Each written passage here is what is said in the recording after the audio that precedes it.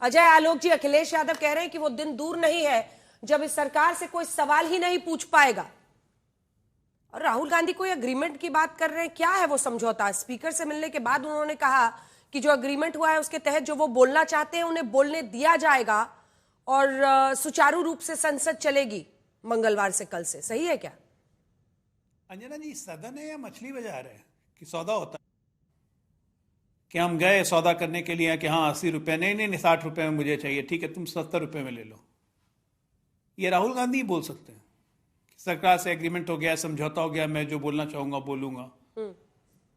मतलब क्या, मतलब जिस आदमी को छोड़िए, हम लोग चलिए हम सत्ता पक्ष में हैं, हम उनको समझा ही नहीं सकते हैं, हम बेकार हैं, हम मान लिए हम बेकार हैं। नहीं, अंजना ओम कश्यप तो देश की सबसे बड़ी एंकर है, उसका शो राहुल गांधी भी देखते होंगे, प्रधानमंत्री भी देखते हैं, सब पूरा देश विदेश सब कोई देखता है। अरे नरवने तो बोलना सीखिए, विश्वश्रेया बोलना मुश्किल है।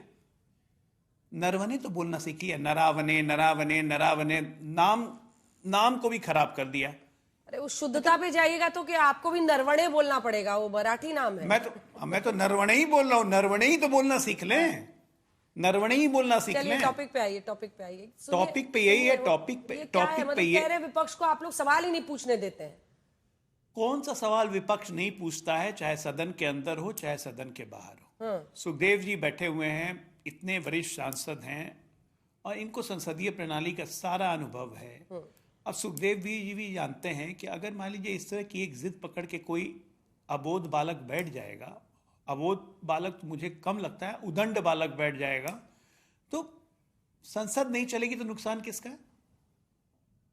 देश का है, विपक्ष का है कि नहीं है? सुखदेव जी बताएं, है कि नहीं है? अब मैं नहीं बोलूंगा तो संसद नहीं चलने दी जाएगी। मतलब इधर माई वे और हाईवे, इस तरह से देश चलता है। सुखदेव जी को भी कभी कभी अपने में अकेले में बैठते होंगे तो माथा ऐसे ऐसे पीटते होंगे कि हे भगवान, किसकी लाइन टो करना पड़ रहा है मुझे। ये तमाम जो सच है क्या? कांग्रेसमैन है उनका ये हाल है। ओरिजिनल कांग्रेसमैन सब सिर ठोकते हैं बाद में। और कई लोग तो निजी रूप से मुझे भी कह रहे थे कि बिट्टू जी के लिए सामने जो राहुल गांधी ने बोला उसकी बिल्कुल जरूरत नहीं थी। My traitor friend.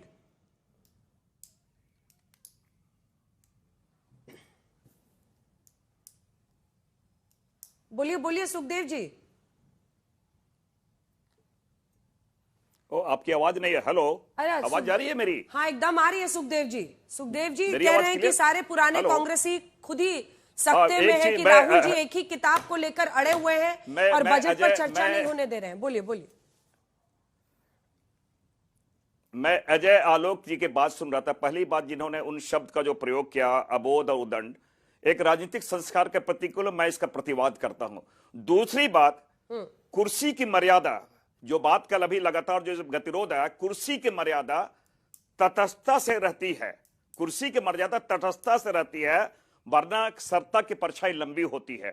मैं इसलिए कह रहा हूं, और ये अविश्वास व्यक्ति पे नहीं है, अविश्वास हमारा पक्षपात से है, और जितनी ऊंची कुर्सी उतनी बड़ी जवाबदेही होती है। मैं बहुत विनम्रता से अजय आलोक जी को कहना चाहता हूं, ये सदन है, आपने सही कहा, कोई सेंसर बोर्ड नहीं है। जिन बातों को लेके हम प्रश्न करना चाहे, लीडर ऑफ अपोजिशन एक वैधानिक पद है, उनका पूरा अधिकार है। और क्या एलओपी सदन में हमारे एक मूक श्रोता है या मूक दर्शक है? हमारे देश के ज्वलंत मुद्दों के बारे अगर वो बात रखना चाहे और अगर उन्हें बात रखने का अवसर नहीं प्रदान एक बार प्रकाश डालिए ना, आप ही को बोलने दे रही हूं।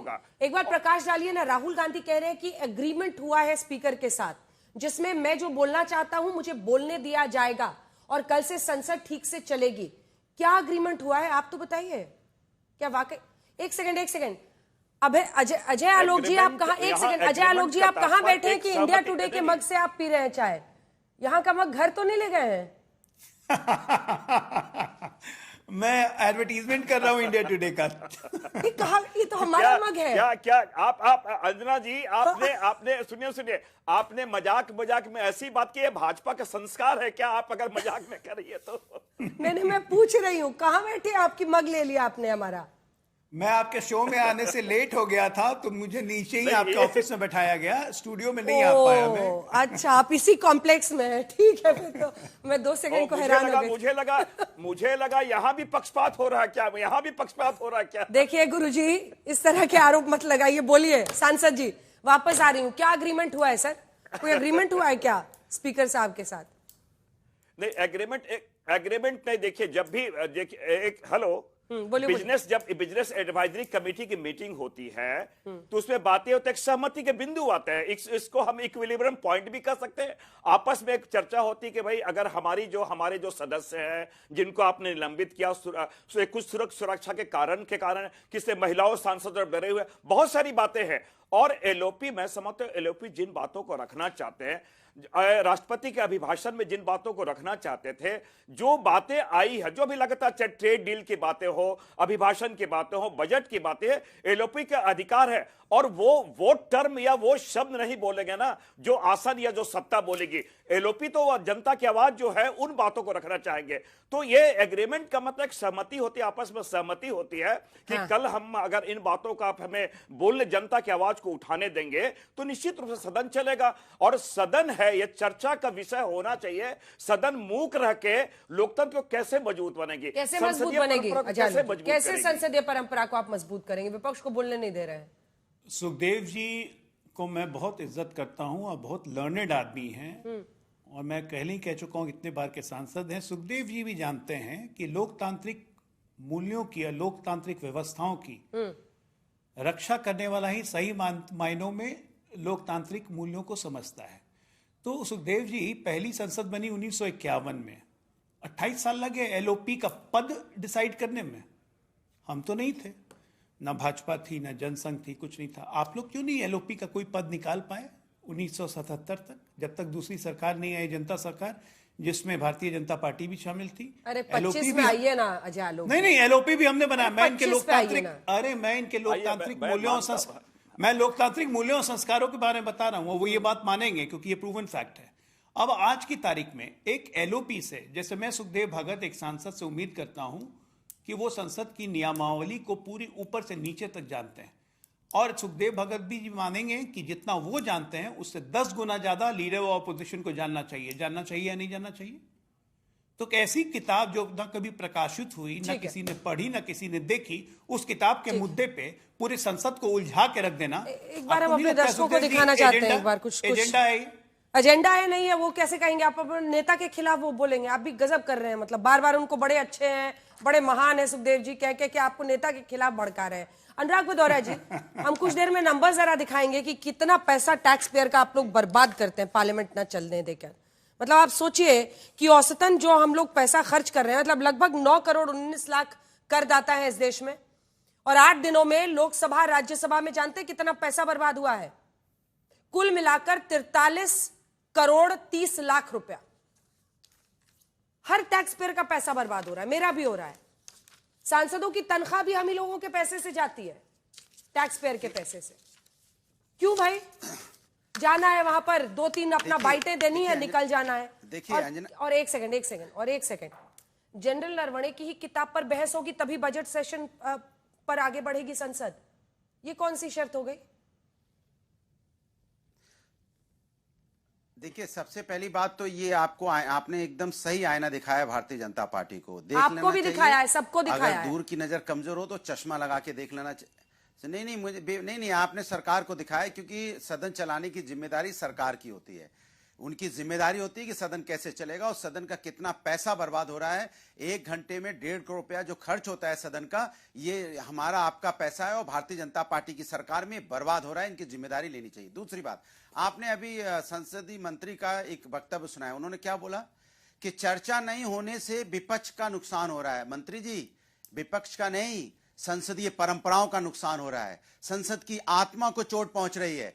हिंदुस्तान की जनता का नुकसान हो रहा है और संसदीय मूल्य कमजोर हो रहे हैं। ठीक है, ये तो हो गई ज्ञान की बातें। क्यों कह रहे हैं भाई? ये तो हो गई ज्ञान की बातें। सोच विपक्ष। एक सेकंड, अगर मैं 3 दिन पहले जो पार्लियामेंट पर बहस हुई थी ना अनुराग जी, अरे सुनिए ना गुरुजी, परसों वाला आपका निकाल के चला दूं ना, वही सेम बात आज आप बोल रहे हैं। मैं आपसे पूछ रही हूं कि कहां जाकर ये जो आर पार की लड़ाई थनी हुई है ब्राउनी स्कोर करने की, वो कहां खत्म होगी? कुछ तो विपक्ष की भी जवाबदेही होगी ना। विपक्ष की नहीं, सत्ता पक्ष की जवाबदेही है। सत्ता पक्ष विपक्ष को बोलने क्यों नहीं दे रहा? मेरा सीधा सा सवाल है। विपक्ष ऐसी बात तो कर नहीं रहा जिससे कि देश का नुकसान हो रहा हो। विपक्ष में है, वो अपनी बात कहना चाहता है, और जो विपक्ष बात उठाएगा, जो मुद्दे उठाएगा, सरकार को उस पर जवाब देना है। तो सरकार क्या अपनी जवाबदेही से बच रही है कि सरकार के पास जवाब नहीं इसलिए बोलने ही मत दो? क्योंकि सरकार के पास जब जवाब नहीं होता है तो जनरली सरकार ऐसा ही करती है कि हमें जवाब नहीं मिलेगा, क्योंकि पार्लियामेंट चलेगी तो पूछा जाएगा कि ट्रेड डील आपकी जो साइन हुई है उसमें क्या, पहले एक एग्जीक्यूटिव ऑर्डर आता है अमेरिका की तरफ से, ट्वीट होता है, फिर हम बोलते हैं उसको, उसके बाद एक अंतरिम एग्रीमेंट होता है। तस्वीरें दिखाइए जो उस दिन शाम में तमाम सांसद वहां पर गई थी। ये संसद चलने देने के संकेत हैं अनुराग भदौरिया जी?